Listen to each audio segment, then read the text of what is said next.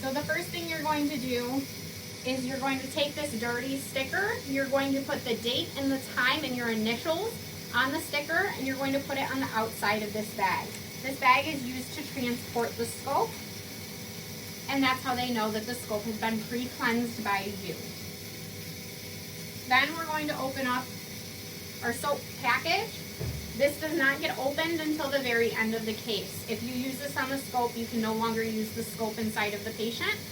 So make sure that the surgeon is completely done with the scope before you add it to the water.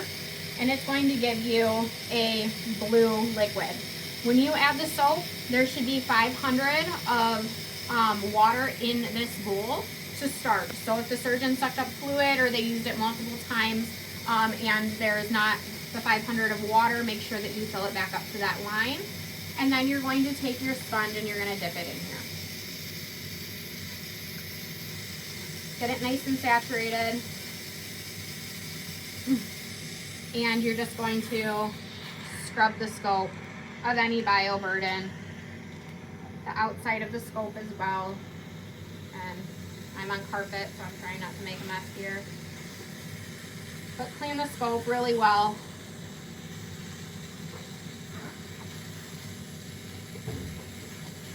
And inspect it. And then the next thing you're going to do is you're going to take the scope, you're going to remove this blue here, and we're going to attach this special suction button. This is going to increase the power of the suction and help you really cleanse the scope. So I'm going to take this off and put this high-powered button on there. Then I'm going to press down both buttons at the exact same time and suck up the fluid. And I'm going to suck up all the fluid. And I'm paying attention to my suction tubing, make sure the scope is running clear, there's no bioburden that's coming through. Once I've sucked up at least 500 and everything's running clear, my scope is clean, and I can place this little sponge on the end to protect the tip for transportation. I'm going to clean up all of my mess, make sure that there's nothing left in here. I can dry off my scope a little bit. Take this, throw it out.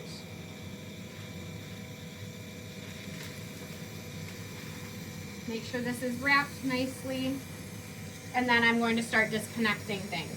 So I'm going to take my suction off.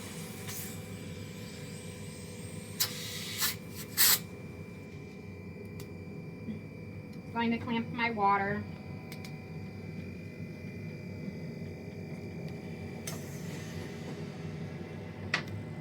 Going to disconnect my pigtail, and when you take your pigtail off, that's your indication that you need to take your cap and attach it. Make sure that's nice and tight, and then I'm going to take this off. If this needs to be wiped down, I'm going to just take this sponge, wipe it down all the way, replace it on the end here, and then I'm going to coil it nicely inside of the wrap here. Make sure that you do not place this hard part on the actual scope itself. And then last step is to pull off all of the buttons and discard those as well. There's little pull cinch tabs on either end. I'm going to cinch this up.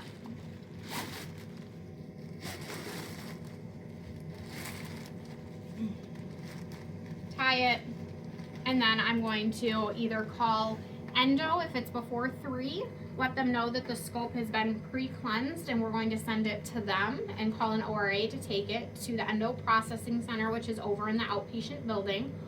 Or if it's after 3, I'm going to call SPD 3033, let their charge know that this is going to be coming down on the case cart and it needs to be completely sprayed. And then I'm going to also leave a voicemail message for endo at 4996 to let them know to pick it up. Please make sure that you are communicating and everyone knows where the scope is, because it does need to be processed within 72